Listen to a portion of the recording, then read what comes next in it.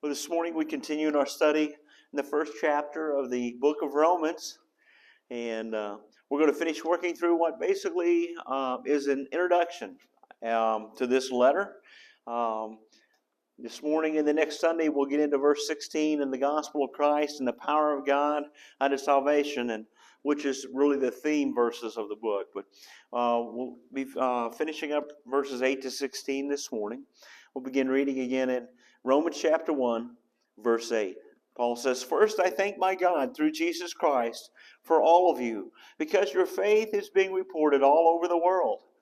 God, whom I serve with my whole heart in preaching the gospel of his Son, is my witness how constantly I remember you in my prayers all the time. And I pray that now at the last, by God's will, the way may be open for me to come to you. I long to see you so that I may impart to you some spiritual gift to make you strong. That is, that you and I may be mutually encouraged by each other's faith.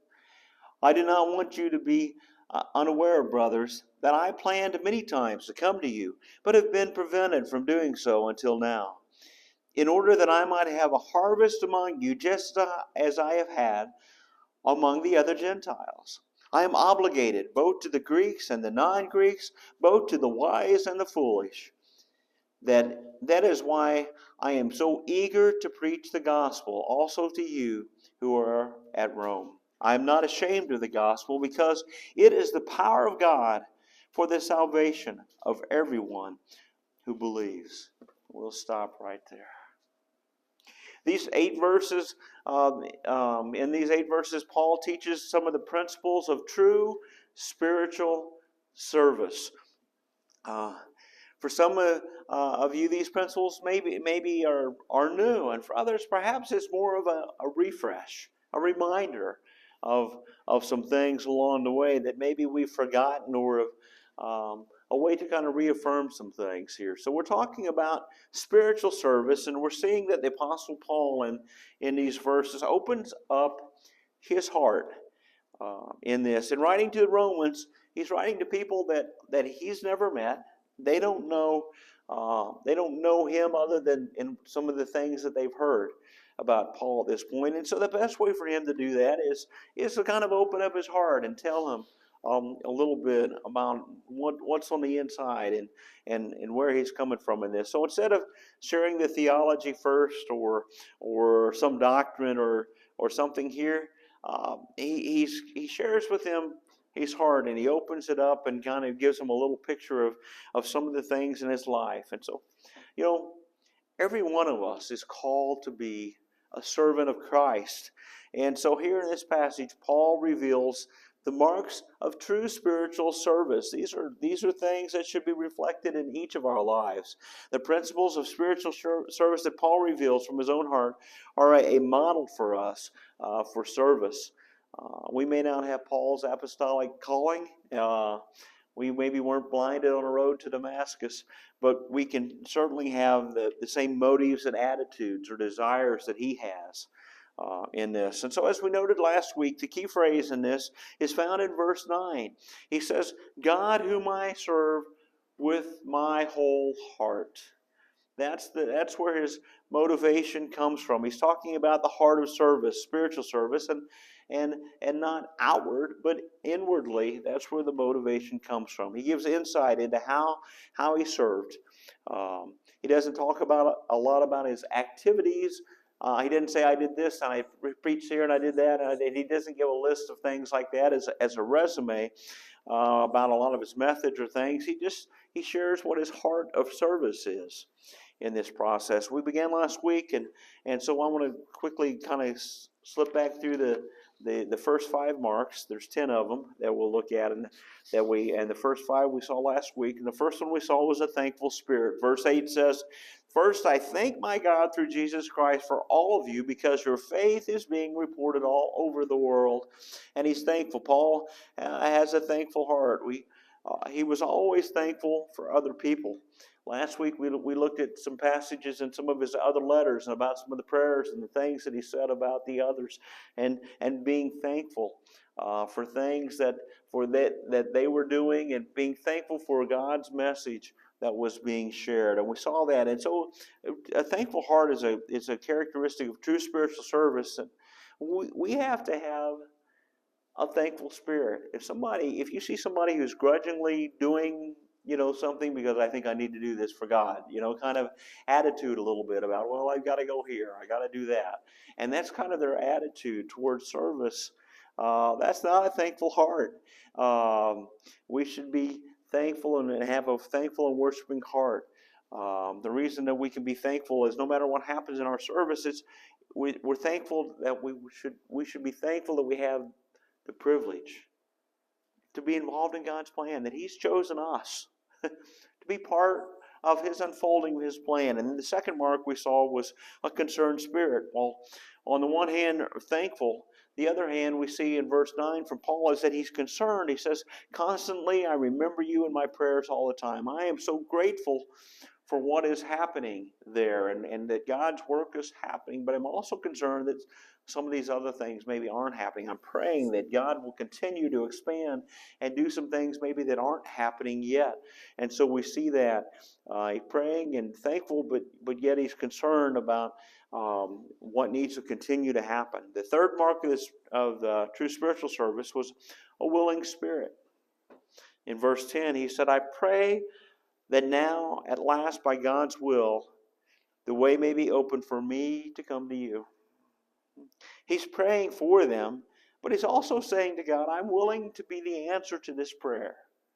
We talked about that. Are you willing to do that? I want to pray, God, have somebody go visit this person, or God, have somebody do that, or God, say, do it, and we're praying, but do we ever put ourselves in that and saying it? And by the way, if I'm the answer, then tell me. I'll go. I'm willing to go. And that's what Paul is saying here in that, hey, he says, not only am I thankful, I'm concerned about, I'm praying for you, but I'm also telling God that if this would be the time He'd let me go, I'd love to come and be part of the answer to this prayer, that He could come to you. And so that he's got that willing spirit in that. The fourth thing we see is a submissive spirit. He says, I'll go, but he doesn't. But it's not, hey, I'm the answer to your prayer. That's not the deal. He says, I am willing to go if what? If it's the Lord's will. He tells us in verse 10, he says, I pray that now at last, by God's will, the way may be open to come to you. That God would make a way for me to get there, to do that. In other words, everything has to be ordered by God's perfect will. There's no panic here from Paul. There's a submission to the will of God. He's not like, I have to get there. His desire is to go there. But if God has a different plan, he's saying, I'm open to that too, Lord. And whatever the case is, he's submitting to God's will in that. He's not in the business of competing with God and thinking his plan is that I've got to do my thing my way. He's open. He's submissive to the Spirit. And then the last thing we looked at last week was the loving spirit in verse 11. He says, I long to see you that I may impart to you some spiritual gift to make you strong. Or some of your translations might say, to establish you. My desire is to come, not that I can check off things on my list, but my desire has come because I'm concerned about you. I love you, I care about you, and I want to give you something that's going to grow you up in the faith, to mature your faith, to make you stronger, to make you ready for whatever God has planned next. And so that's out of a heart of love. It's not out of anything else. He wants to give them something. Remember, we talked about the foundational love comes in that word give. For God so loved the world that He what? He gave, right? It's giving when we love someone. It's not like, gosh, wonder what I can get out of this relationship. It's about giving something in that in the process. And he says, I long to see you, and there's an internal desire to give them something. That's the loving spirit that we see. He doesn't say, I want to broaden my reputation. I need to come to Rome to add that to my resume. Of all the great places I've been, anything like that, that's not his reason that is going. It's that he is his love and he can for them and his desire to see them grow. So that's what we see. And so that kind of encapsulates putting how we look at our service. We're all called to serve. We're all called to serve. Some of it may be to your friends or your neighbors, or maybe at work, or maybe at the senior center, or maybe at, you're across the fence to somebody, or maybe wherever the case is. It may be at the doctor's office, sitting in the waiting room, waiting for your appointment, and the person next to you needs somebody to talk to. We are called to be Christ, to take His light into the world, and we're all called to ministry in one way or another as disciples. Right? He didn't say, "There ye ordained ministers to go into all the world and preach the gospel and do," right? He told them, all of them, that you're all called to go and share Christ in some way. And so when we look at our service, we need to put these things in order. Am I willing? I need to pray, and I need to be thankful for what God is doing in somebody's life. But am I praying for the other things that need to happen in somebody's life? Am I willing to be the answer to that? Am I willing to be the answer to that prayer? God says, okay, well, you need to do this to help them. Am I be willing to be the submissive to that, to also say, well, you know what, maybe God, I wanted to do that for them, but God put somebody else in somebody's life to do something for them. Are you willing to let God plan unfold, let His Spirit lead you to what you're doing? Is your concern more about their heart, the other person's heart, the other person's destiny, the other person's coming to know the Lord? Or is it about, well, now I can go tell them what good things I did this week. I can go to church and tell them all the good people I met, did something for this week. What's our motive and desires in doing that? And so that's about true spiritual service, having a loving spirit. And so, all right, that's the review. Now we get into the new stuff here. The sixth thing we see in true spiritual service is a humble spirit in verse 12. He says, that is, that you and I may be mutually encouraged by each other's faith. Paul says, my desire is to come and give you something to build you up, but it's not just about me doing that. I know that if I'm there among you, that you're going to encourage me, and I'm going to encourage you, and together we're going to be built up. That's what he tells the Ephesians, right? That's the purpose of the church, to gather together, that we build each other up and we encourage each other. We pray for each other. We do those things in the process. He says, I desire to come. Paul has a resume. He has a great resume if you want to, compare those things. But he has a humble spirit. He doesn't throw that out there. He doesn't say, I'm going to come and I expect you to be there because I'm going to teach 5 days a week. And you need to hear from me because, after all, I'm Paul. It's like, I want to come and minister to you. And I know that you're going to minister to me and encourage me along the way. It's a humility in that. We get that perfect picture of humility of Christ. Remember in Philippians chapter 2, he humbled himself. He gave up the riches and glory in heaven. He humbled himself. It says to become obedient to death, even death on the cross. That perfect picture of humility that we see in Christ that came to serve. And that's what Paul is unfolding here, that we should have that attitude in service. So a humble spirit. And then the next thing we see is a fruitful spirit in verse 13. I don't want you to be unaware, Paul says, brothers, that I planned many times to come to you. He's tried to be there. And if you go through the other letters from Paul and look at the book of Acts, and you know what all he's been through. He's been beaten. He's been left for dead. He's been shipwrecked. He's been all of these different obstacles that have come. I've wanted to come to Rome and minister there many times. But right now, so far, the Lord hasn't allowed that to happen in what's gone on. I haven't got there yet. But he says, I wanted to plan to come to you. And then he says, and he continues, says, I wanted to come to you in order that I might have a harvest among you just as I have had among other Gentiles. We have seen people come to Christ. He said, and I want to come there and experience that joy with you guys of seeing others come to Christ in that. To see a fruitful spirit. I don't want to come just so we can hang out. There's a purpose My purpose in coming is that we would have a fruitful ministry, that we would see people come to know Christ, and that we would find believers that would grow in their faith and mature in their faith. There's a purpose. It's to be a fruitful in ministry. The purpose of preaching isn't just preaching. The purpose of teaching isn't just in teaching, or in visiting that neighbor isn't just to say, I visited 3 people or whatever it was this week. The purpose is that we would show them Christ in some way. That Christ would work through us and encourage them and experience that there's a purpose. The purpose is, it shouldn't be for us just to say, well, it was just a good thing to do.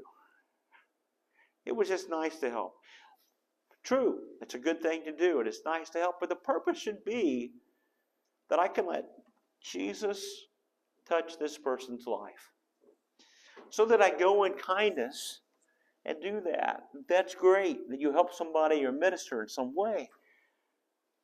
But it should be that Christ would be glorified, right? In all that we do, isn't that what Scripture says? And everything that we do, that He should be glorified in ministry. And you can say, I brought this pie to you in Jesus' name. And you can say that if you want. But there's other ways to show them that you did that out of the love that Christ put in your heart. I've been worried about you, and I just wanted to stop by, and I brought this with me, but I wanted to, because I cared about you. You see, then it goes beyond, look at the good thing I did. I baked a pie for my neighbor. Oh no, I actually cared about somebody. And I wanted to minister to them in some way and reach out in that. There should be a purpose in what we do. Jesus told the apostles in John 15:16, He says, I appointed you to go and bear fruit. I didn't appoint you just to go out and talk to a bunch of people. There's a purpose in what you're doing. And that is to bring people into the kingdom of heaven. Verse 13, I do not want you to be unaware or ignorant, brothers, he says. Unaware or ignorant, depending on your translation. That little phrase Paul uses many times along the way. As we read not in this gospel, but some other places, he's using it because he's talking, he's putting emphasis on a specific truth. I don't want you to be unaware. I don't want you to be ignorant of this fact. This is what's going on. And so we'll see that in other places throughout this gospel. He uses it in a lot of key places, and it's like, pay attention, get this. You need to understand this, okay? And he says that. I don't want you to miss out on what I'm about to say to you. I want to come to you so that there might be a harvest, that we might have a fruitful ministry. You can measure commitment to Christ by whether you're more concerned about what happens to others, right, than what happens to yourself. That's the humble spirit. That's the humility. I care more about them than whether I get recognized for something or whether I get, whatever the case is. Caring about other folks. And so, and when you talk about fruit, there's multiple things in fruit. When you have a fruitful ministry, and we have the fruit of the Spirit, right? Love, joy, peace, gentleness, goodness, faith, meekness, self-control. We looked at those in Galatians 5:22 and 23, and those are attitude fruits. I want to have a fruitful ministry. One of them that's part of it. We need to have an attitude that reflects Jesus Christ, to have that attitude. But the second thing is there's an action involved. Romans 6:22, but now that you have been set free from sin and have become slaves to God, the benefit you reap leads to holiness, and the result is eternal life. So the second thing, fruit is action. It's holy living. It should be reflected in our lives and in the things that we do. We should do things differently than we would be apart from Christ. In that, so there's an attitude and there's an action, and then of course, in the other part of a fruitful thing is the additional fruit to bring others to Christ. And sometimes we think about fruit, and that's all we think about. But it's really about our changing our attitudes and how we react to people and how we care and how we think about and how we prioritize things.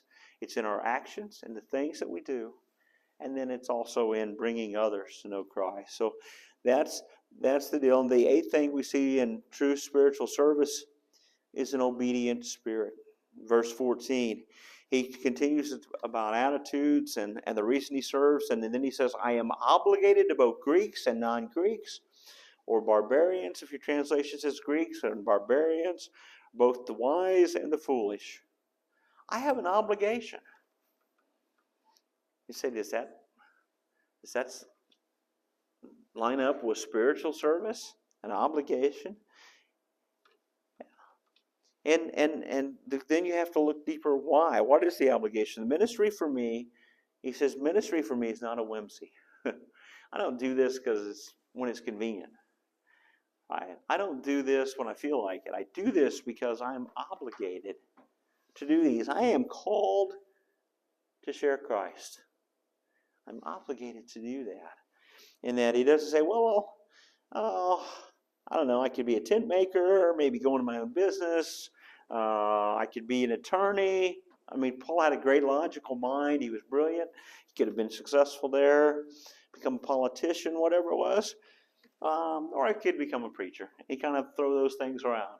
He was called for a purpose on that. He was, for him, it was an obligation to God in what God has done for us. While we are yet sinners, Christ died for us, right?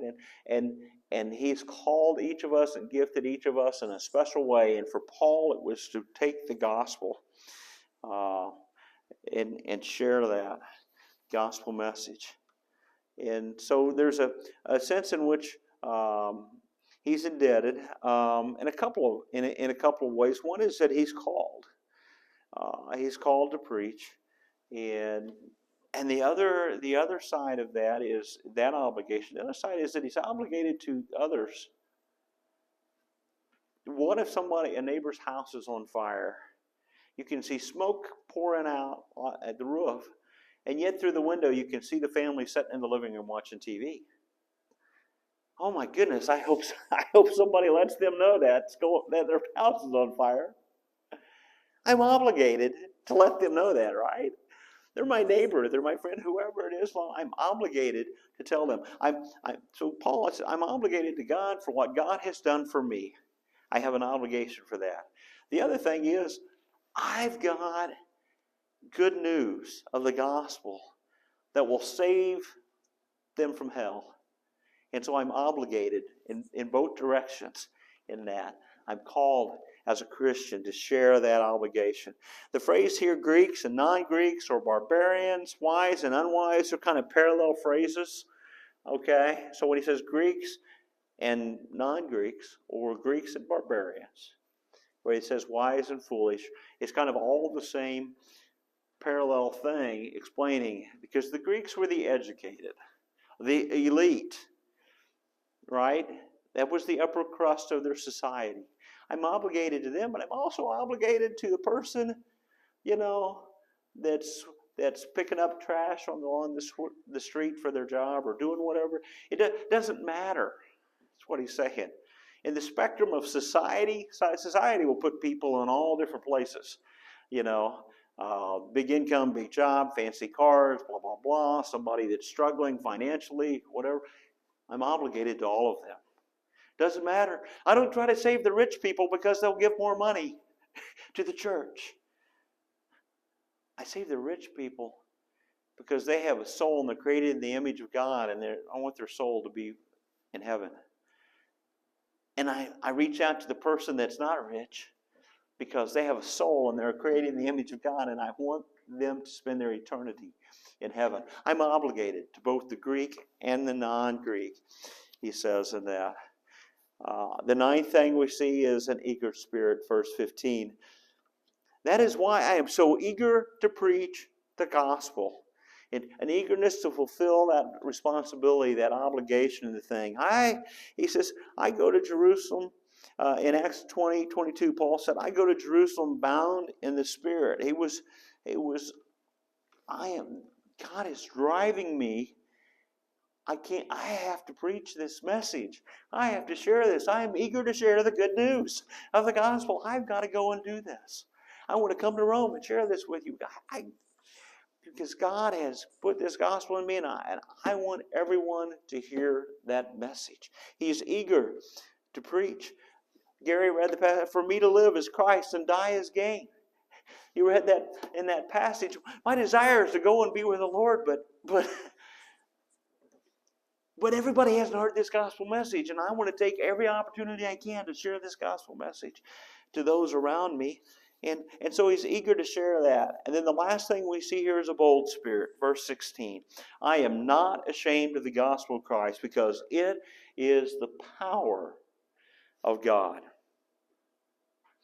How can you be so eager to go to Rome, Paul? Rome was this big pagan city. It was surrounded by all this other stuff, and it was going to be a challenge to go in there and preach that gospel of Jesus Christ. I am not ashamed of that gospel. I am going to go and share that gospel because it is the power of God. It will change people's lives like nothing else can change it. I'm not ashamed.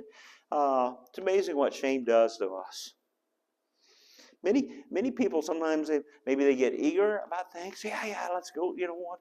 And we should do this or do that or whatever. Remember John Mark? He started out with the missionary journeys with Paul, and he was eager. And then it got a little tough, and he was like, I'm out of here.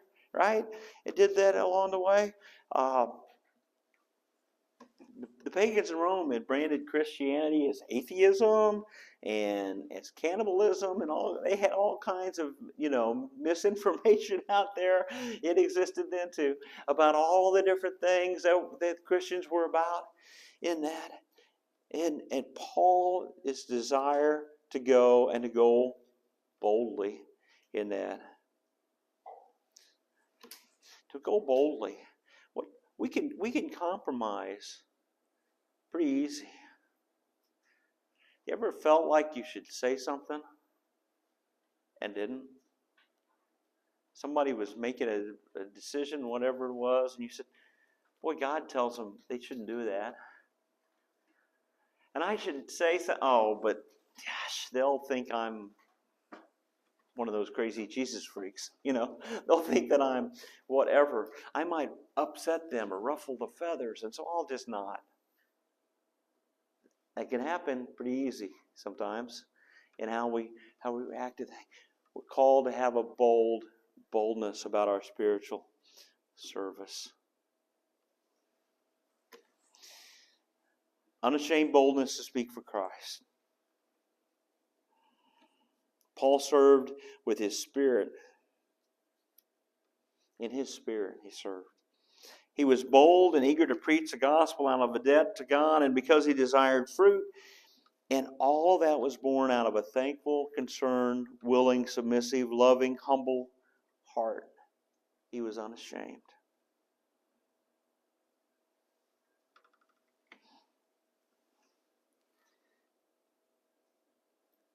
Be careful that we don't let shame for the gospel arise in our hearts. I'll let that go. Maybe next time I'll say something. Whatever the case is, or God's bringing somebody to mind, and I need to pray for that person, and I need to go do it now, but maybe I'm busy. I don't have time to whatever with that. Those things can happen. If we look at our lives and we look at the life of Paul, and maybe that gives us an idea of what our spiritual service is supposed to look like. And that gives us areas that we can look at in our heart and say, well, I'm coming up short maybe somewhere. And it's a refresher to remind ourselves, what are we called to do? Why are we here? We have a purpose to share Jesus Christ. We should resolve to serve in the example of the Apostle Paul. Father God,